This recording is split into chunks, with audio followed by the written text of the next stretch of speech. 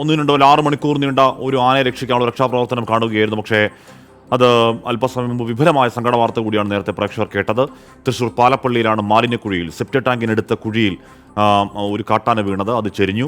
പുലർച്ചെ 6 മണിയോടെ ആന കുഴിയിൽ വീഴുകയായിരുന്നു. അപ്പോൾ മുതൽ തന്നെ ഏതാണ്ട് അധികം വൈകാതെ തന്നെ അതിനെ രക്ഷപ്പെടുത്താനുള്ള ശ്രമങ്ങളൊക്കെ വല്ലാതെ പുരോഗമിച്ചു. അതിനിടയിൽ ഇട്ടുകൊടുത്ത പട്ടകളൊന്നും കഴിക്കാതിരിക്കുന്ന ആന ക്ഷീണിതനായി. വെള്ളം അത് മയക്കത്തിലേക്ക് പോയപ്പോൾ വെള്ളമൊക്കെ ഒഴിച്ചു കൊടുത്ത് മയക്കത്തിൽ ഉണർത്താനുള്ള ശ്രമമൊക്കെ നടത്തി. ആന തനിയെ കയറി വരാനുള്ള എല്ലാ ശ്രമങ്ങളും അതും നടത്തുകയുണ്ടായി. പക്ഷേ ഒന്നും ഫലം കണ്ടില്ല. ആന ചരിഞ്ഞു എന്നതാണ് ഇപ്പോൾ അറിയാൻ കഴിയുന്നത്. പാലപ്പള്ളി മേഖല കാട്ടാന ശല്യം കുറച്ച് രൂക്ഷമായ മേഖലയാണ് എന്ന് അവിടുത്തുകാർ പറയുന്നുമുണ്ട്. സെപ്റ്റി ടാങ്കിൽ വീണ് അല്ലെങ്കിൽ സെപ്റ്റി ടാങ്കിനടുത്ത കുഴിയിൽ വീണ് കാട്ടാന ചെരിഞ്ഞു എന്നുള്ളതാണ് ഇപ്പോൾ അറിയാൻ കഴിയുന്നത്. അശ്വിൻ പാലാഴി ചേരുന്നുണ്ട്. അശ്വിൻ, ഈ ആനയെ പുറത്തെടുക്കാനുള്ള ശ്രമങ്ങൾ ഇപ്പോഴും തുടരുകയല്ലേ?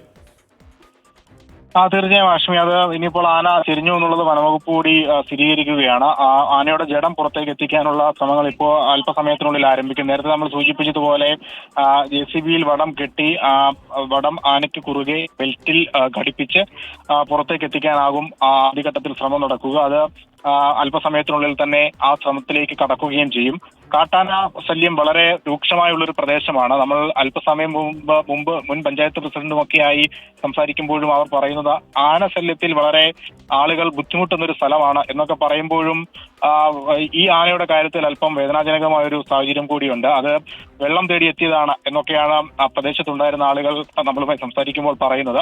അതിനിടെയാണ് അപ്രതീക്ഷിതമായി കുഴിയിലേക്ക് വീഴുന്നതും. കുഴിയിൽ വീണ ഏകദേശം 6 മണിക്കൂറിലധികം അത് പുറത്തേക്ക് എത്താനുള്ള വലിയ ശ്രമങ്ങൾ നടത്തിയിരുന്നു. ആ ദൃശ്യങ്ങളിൽ നമുക്ക് വ്യക്തമാണ്. എങ്ങനെയെങ്കിലും പുറത്തേക്ക് എത്താനുള്ള ശ്രമങ്ങളൊക്കെ നടത്തിയിരുന്നു. പക്ഷെ ആനയുടെ പിൻഭാഗത്തെ കാലുകൾ കരിങ്കല്ലിനും മണ്ണിനും ഇടയിലേക്ക് പുതഞ്ഞു പോയതാണ് സ്വയം മുന്നിലേക്ക് വരാനും ആ കുഴിയിൽ നിന്ന് പുറത്ത് കടക്കാനുമുള്ള ശ്രമങ്ങൾക്ക് തിരിച്ചടിയായത്. പിന്നീട് JCB എത്തി വനംവകുപ്പ് ഉദ്യോഗസ്ഥരുടെ സഹായത്തോടെ JCB കൊണ്ട് ആ മണ്ണൊക്കെ മാറ്റി ആനയ്ക്ക് സ്വയം മുന്നോട്ട് വരാനുള്ള വഴിയൊരുക്കുകയും ചെയ്തതാണ്. പക്ഷെ അപ്പോഴും അവിടെ തിരിച്ചടിയായതും ആദ്യം സൂചിപ്പിച്ചതുപോലെ ഈ കാലുകൾ മണ്ണിൽ പുതഞ്ഞു പോയതാണ്. പിന്നീട് ആനയെ രക്ഷപ്പെടുത്താനെന്ന ആ ശ്രമത്തിന്റെ ഭാഗമായി ആനയുടെ ദേഹത്തേക്ക് ഒഴിച്ച വെള്ളം അതും ഒരു രക്ഷാദൗത്യം കൂടുതൽ ദുഷ്കരമാക്കുകയാണ് ഉണ്ടായത്. ആനയ്ക്ക് വെള്ളം കുടിക്കാനുമായില്ല. പക്ഷെ ആ മണ്ണ് ഒരു ചെളി രൂപത്തിലേക്ക് മാറുകയും അതിലേക്ക് ആനയുടെ കാലുകൾ കൂടുതൽ പുതിഞ്ഞു പോവുകയും ചെയ്യുന്നതാണ് ആ ഒരു അവസ്ഥയിൽ അവിടെ ഉണ്ടായത്.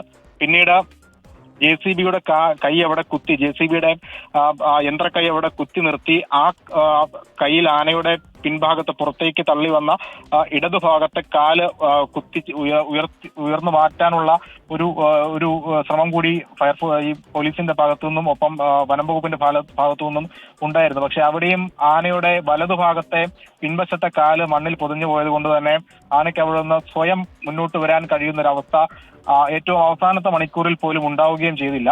ഏറ്റവും ദൗർഭാഗ്യകരമെന്ന് പറയട്ടെ ആഷ്മി, ഈ ആനയുടെ ആരോഗ്യാവസ്ഥ പരിശോധിക്കാൻ ഒരു ഡോക്ടർ പോലും അവിടെ എത്തിയില്ല എന്നുള്ളത് വളരെ ദൗർഭാഗ്യകരമാണ്.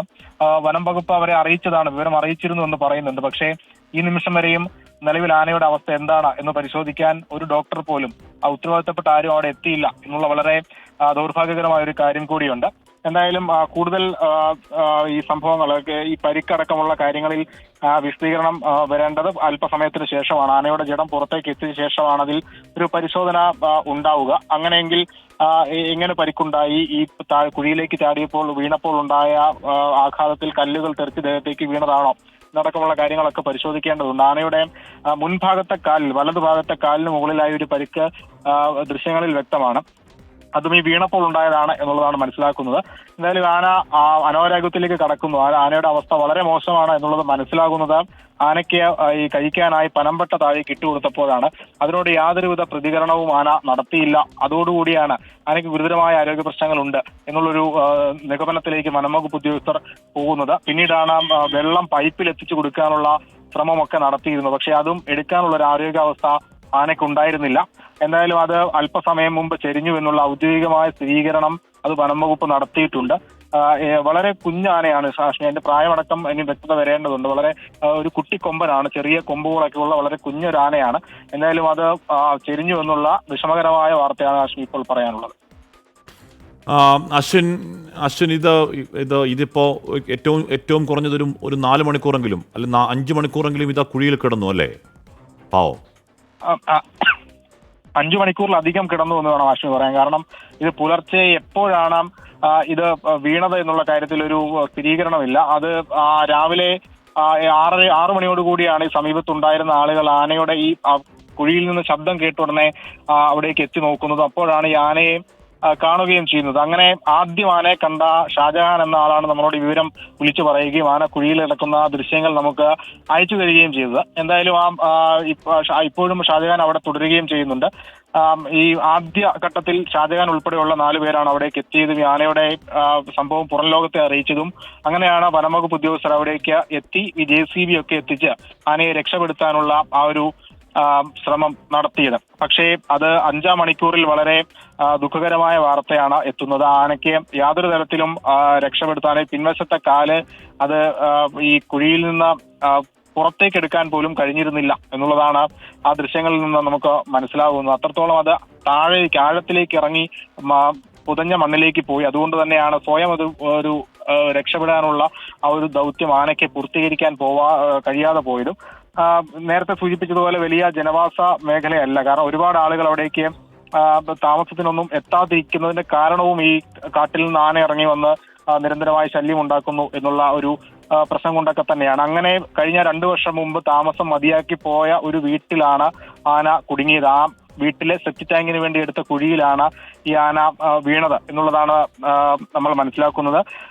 എന്തായാലും അവിടെ ഒരു റബ്ബർ തോട്ടമാണ്, ചെറിയ റബ്ബർ കൃഷിയൊക്കെയുള്ള ചെറിയൊരു റബ്ബർ തോട്ടമാണ്. അതിന് വശത്തായാണ് ഈ സെപ്റ്റി ടാങ്കിന് വേണ്ടി അവിടെ ആൾതാമസം ഉണ്ടായിരുന്നപ്പോൾ സെപ്റ്റി ടാങ്കിന് വേണ്ടി എടുത്ത കുഴി പിന്നീട് അതൊരു മൂടാതെ കിടക്കുകയും അതൊരു വലിയ കുഴിയായി മാറുകയും ഒക്കെ ചെയ്തത്.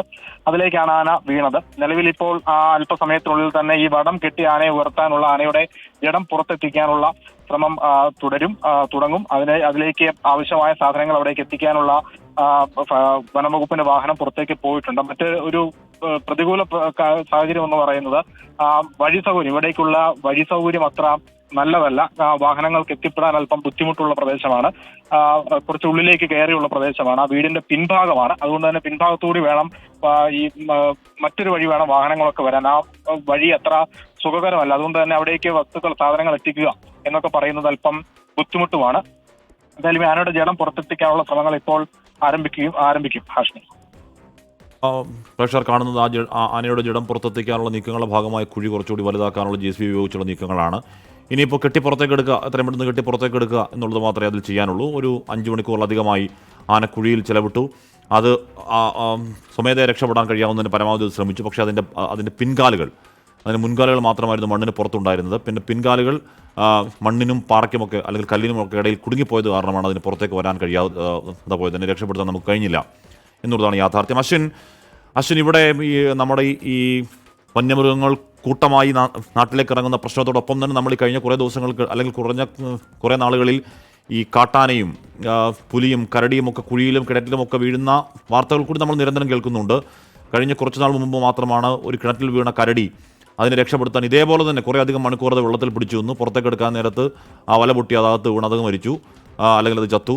അത് കഴിഞ്ഞ് അടുത്ത് ഒരു ഇരുമ്പ് വേലിൽ കുടുങ്ങിയ ഒരു പുലി അതിനെ രക്ഷപ്പെടുത്തി കൂട്ടിലാക്കിയപ്പോഴത്തേക്ക് അത് ചത്തു. ഇവിടെ ഒരു കാട്ടാന 5-6 മണിക്കൂറായി അതിനകത്ത് കിടക്കുന്നു, നമുക്ക് രക്ഷപ്പെടുത്താൻ കഴിയുന്നില്ല. നമ്മുടെ ഇത്തരം സന്ദർഭങ്ങളിൽ നമ്മുടെ സൗകര്യങ്ങളുടെ പരിമിതി കൂടി ഈ വാർത്ത വ്യക്തമാക്കുന്നുണ്ട്. അശ്വിൻ, തീർച്ചയായും പരിമിതികൾ വളരെ വലുതാണ്. പക്ഷേ ആ പരിമിതികൾക്കുള്ളിൽ നിന്നുകൊണ്ട് ആനയെ രക്ഷപ്പെടുത്താനുള്ള വലിയ ശ്രമങ്ങൾ വനംവകുപ്പിന്റെ ഭാഗത്തുനിന്നുണ്ടായി എന്നുള്ളത് നമുക്ക് കാണാതിരിക്കാനും ആവില്ല കാശ്മീർ. കാരണം വിവരം അറിഞ്ഞതിന് പിന്നാലെ തന്നെ അവരാൽ കഴിയുന്ന സംവിധാനങ്ങളെല്ലാം അവിടേക്ക് എത്തിച്ചു. പക്ഷെ വനംവകുപ്പിന്റെ കയ്യിൽ ഉണ്ടായിരുന്ന വസ്തുക്കൾ കൊണ്ടൊന്നും കയറോ അല്ലെങ്കിൽ മറ്റൊന്നും കൊണ്ട് ആനയെ കയറ്റാനാവുന്ന സാഹചര്യമായിരുന്നില്ല. അതുകൊണ്ട് തന്നെ ആനയ്ക്ക് സ്വയം പുറത്തേക്ക് ഇറങ്ങാനാവുന്ന ഏതെങ്കിലും ഒരു വഴി ഒരുക്കി കൊടുക്കാനാകുമോ എന്നുള്ളൊരു ശ്രമമാണ് ആദ്യം അവരിൽ ഉണ്ടായത്. അങ്ങനെയാണ് ഈ ആന കിടന്നിരുന്ന ആനയുടെ തുമ്പിക്കൈയോട് ചേർന്നുള്ള ഭാഗത്ത് ഒരു വഴി വെട്ടി ആനയ്ക്ക് സ്വയം കയറി വരാനാകുമോ എന്നുള്ളൊരു ശ്രമം നടത്തിയത്. പക്ഷേ അങ്ങനെ വരാൻ കഴിയുന്നൊരു സാഹചര്യമല്ല എന്ന് ആ കുഴി വലുതാക്കിയപ്പോഴാണ് മനസ്സിലായത്. കാരണം ആനയുടെ 2 കാലുകളും പിൻവശത്തെ 2 കാലുകളും ഒപ്പം ശരീരത്തിന്റെ ഒരു കാൽഭാഗത്തോളം ഈ മണ്ണിനകത്തേക്ക് പോയ സാഹചര്യമാണ് ഉണ്ടായിരുന്നത്. ഒരു അവസ്ഥയിലായിരുന്നു ആനയുടെ ആ ബോഡി ഉണ്ടായിരുന്നത്. ഒപ്പം ഇടതുകാലിന്റെ സൈഡിലായി 3-4 കരിങ്കല്ലുകളും കൂട്ടമായി കിടന്നിരുന്നത്. ആനയ്ക്ക് സ്വയം എടുത്ത് മാറ്റാൻ കഴിയുന്ന അവസ്ഥയിലായിരുന്നില്ല. പിന്നീടാണ് JCB അവിടേക്ക് എത്തിച്ച് ഈ JCBയുടെ യന്ത്രക്കൈ കൊണ്ട് ആ കല്ലുകളും മണ്ണും ഒക്കെ മാറ്റിയത്. അത് മാറ്റിയപ്പോഴും ആനയ്ക്ക് അപ്പോഴേക്ക് ആന അവശനിലയിലായി എന്ന് പറയേണ്ടി വരും. കാരണം അപ്പോഴും ആനയ്ക്ക് സ്വയം മുന്നോട്ട് വരാൻ കഴിയുന്ന ഒരു അവസ്ഥയായിരുന്നില്ല. അങ്ങനെയാണ് ആനയ്ക്ക് വെള്ളം നൽകാനുള്ള ഒരു തീരുമാനത്തിലേക്ക് എത്തുന്നത്. പൈപ്പിൽ വെള്ളം എത്തിച്ച് അത് ആനയുടെ തുമ്പിക്കൈയിലേക്ക് വെച്ചെങ്കിലും ആ വെള്ളം കുടിക്കാൻ കഴിയുന്ന ഒരു അവസ്ഥ അപ്പോൾ ആനയ്ക്ക് ഉണ്ടായിരുന്നില്ല. അത് രാവിലെ ഏകദേശം 9 മണിയോടുകൂടിയാണ്.